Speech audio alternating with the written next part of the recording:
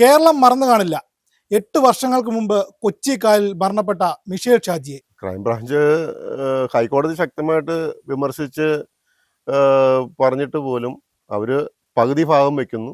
ഇപ്പം പകുതി ഭാഗം വീണ്ടും ഇതുവരെ സമർപ്പിച്ചിട്ടില്ല. അതിങ്ങനെ തുടർന്ന് നീട്ടി കൊണ്ടുപോവുകയാണ്. കാരണം ഇത് ഇവിടെ എങ്ങും അവസാനിക്കരുത്, നീണ്ടു പോകണം. ഈ കേസ് തേഞ്ഞു മാഞ്ഞ് ഇല്ലാണ്ടാകണം. ഇതാണ് ഇപ്പോഴത്തെ പോലീസിൻ്റെ ലക്ഷ്യം. ഇത് തുടക്കം പറയുമ്പോൾ 8 വർഷമായി നമ്മുടെ പ്രേക്ഷകർക്ക് വേണ്ടി ആ ഒരു കാലയളവ് നടന്ന ചുരുങ്ങിയ സംഭവം. ഇപ്പോൾ പോലീസ് ആദ്യമേ ഒരു സ്റ്റോറി തയ്യാറാക്കി വെച്ചുകൊണ്ടാണ് ഇത് നീങ്ങിയത്. അതിന് വ്യക്തമായ തെളിവാണ് ഫസ്റ്റ് ഇൻഫർമേഷൻ എന്ന് പറയുന്നതിനകത്ത് പോലീസ് എഴുതി വെച്ചേക്കണം, FIR. അപ്പൊ ഇത് വായിച്ചു നോക്കുമ്പോഴാണ് ഈ പോലീസിന്റെ കള്ളത്തരങ്ങൾ നമുക്ക് പുറത്തു വരുന്നത്. അവര് എന്തുകൊണ്ടാണ് ഇങ്ങനത്തെ ഒരു ഇപ്പൊ എൻ്റെ മകള് ആത്മഹത്യ ചെയ്തതാണ്, ശരിക്കും ആത്മഹത്യ ചെയ്തതാണെങ്കിൽ ആർക്കാ വിഷമം വേറെ ഉള്ളത്?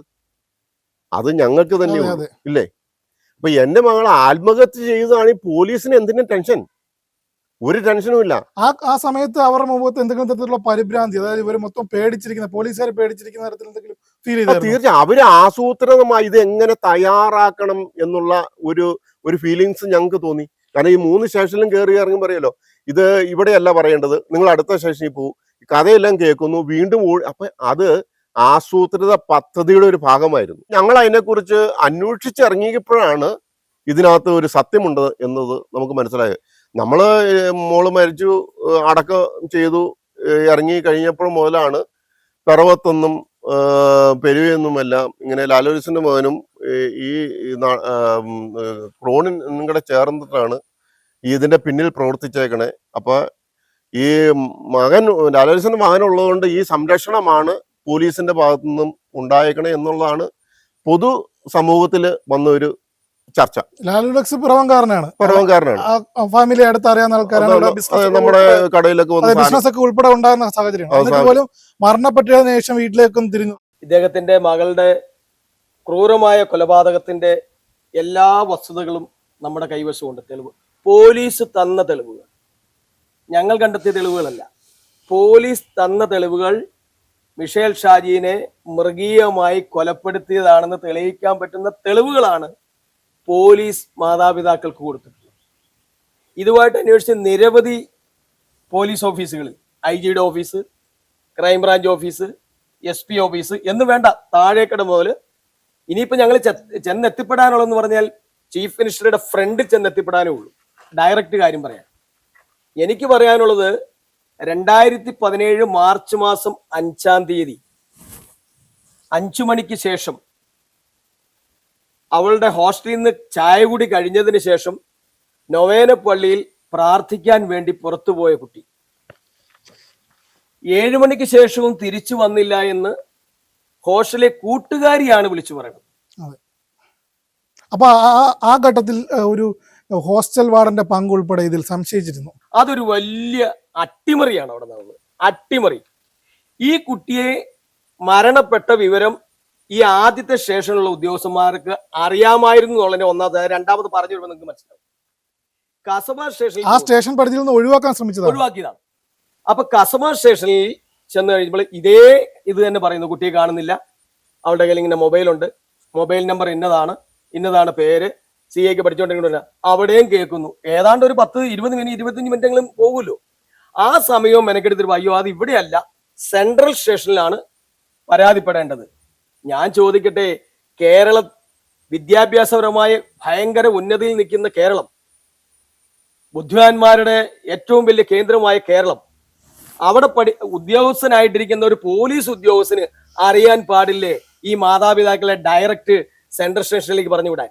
ഭരണപക്ഷത്തെയും പ്രതിപക്ഷത്തെയും നല്ല രാഷ്ട്രീയ പ്രവർത്തകരുടെയും സിനിമാ ഫീൽഡുമായിട്ടുള്ള ബന്ധമുള്ള ആൾക്കാരുടെയും സ്വാധീനം ഉപയോഗിച്ചുകൊണ്ട് ലാലുവലക്സ് എന്ന് പറയുന്ന വ്യക്തിയുടെ മകൻ ഇതിനകത്ത് ഉൾപ്പെട്ടിരുന്ന പേരൻസ് പറഞ്ഞു, നിങ്ങൾക്ക് സെന്റ് ലാലുവലക്സ്, അവര് ഇപ്പൊ ഫാമിലി ആയിട്ട് അമേരിക്കയിലാണെന്നൊക്കെയാണ് അറിയുന്നത്. അതെന്തുവാട്ടെ, അത് അവരുടെ ജീവിത വിഷയം.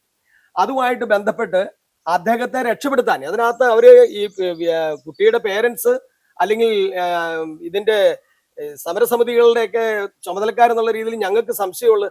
അതുകൊണ്ടായിരിക്കാം ചിലപ്പോൾ കുട്ടിയുടെ അച്ഛൻ ഷാജി വറീസ് പറഞ്ഞ പോലെ ലാലു വത്സന് വരാനുണ്ടായിരുന്ന ഒരു മാനസിക ബുദ്ധിമുട്ട്.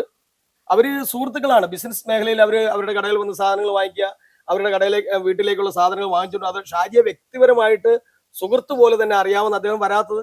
അല്ലെങ്കിൽ പിറവു മേഖലയിലുള്ള മുഴുവൻ പൊതുകാര്യങ്ങളിലെല്ലാം ഇടപെടുന്ന ലാലു വത്സൻ എന്തുകൊണ്ട് മിഷേൽ ഷാജിയുടെ മരണത്തിൽ അദ്ദേഹത്തിന്റെ മകനും പങ്കുണ്ടെന്ന് ആരെങ്കിലും പറഞ്ഞോ ഇല്ലയോ?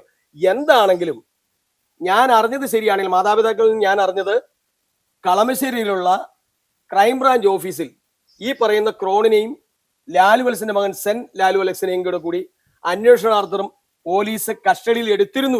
8 വർഷമായിട്ട് മൂടി വയ്ക്കാനുള്ള കാരണം ഉണ്ടായിരുന്നു. കാരണം ഞങ്ങളായിട്ട് ഒരു പ്രതികളുടെയോ പേര് പറയാൻ ഞങ്ങൾ സന്നദ്ധരായിരുന്നില്ല. കാരണം ഇത് പോലീസ് അന്വേഷിക്കട്ടെ, പോലീസ് കണ്ടുപിടിക്കട്ടെ. ഞങ്ങൾ ഏറ്റവും ആദ്യം മുതൽ ഞാൻ ചിന്തിക്കുന്ന ചിന്ത എന്തായിരുന്നു എന്നറിയോ? ഇതിന് കൃത്യമായ ഒരു പോസ്റ്റ്മോർട്ടം നടക്കും, കൃത്യമായ ഒരു അന്വേഷണം കിട്ടും. പിന്നെ എന്തിനാ നമ്മൾ പേടിക്കണ്ടേ? ഒരു ഡോക്ടർ കൃത്യമായിട്ട് ഒരു പോസ്റ്റ്മോർട്ടം ചെയ്താൽ ആ ബോഡിയിൽ നിന്ന് എങ്ങനെയാണ് മരിച്ചതെന്ന് കൃത്യമായിട്ട് അറിയാൻ പറ്റിയില്ലേ? അപ്പൊ കേസ് തെളിയാനായിട്ട് എൻ്റെ മകൾ എന്തായാലും മരിച്ചു.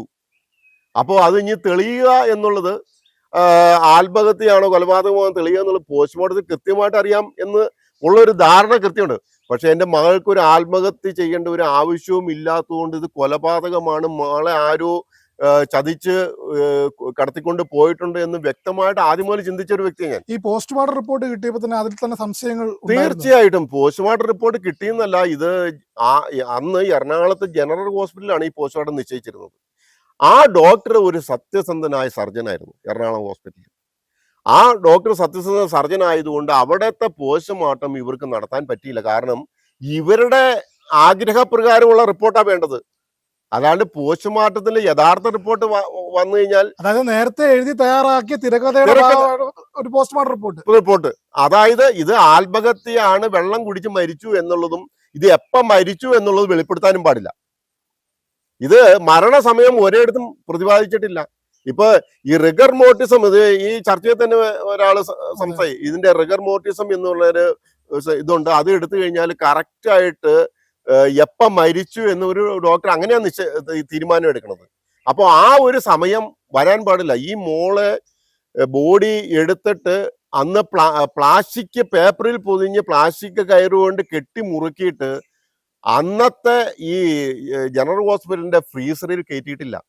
പിന്നെ ഇവര് ഈ കേസ് ജയിക്കാൻ വേണ്ടിയിട്ട് അന്ന് ഫ്രീസറിൽ വെച്ചു എന്നുള്ള റിപ്പോർട്ടാണ് ഉണ്ടാക്കി. പക്ഷെ യഥാർത്ഥത്തിൽ അന്ന് ഈ ഫ്രീസറിൽ അന്ന് ബോഡി വെച്ചിട്ടില്ല.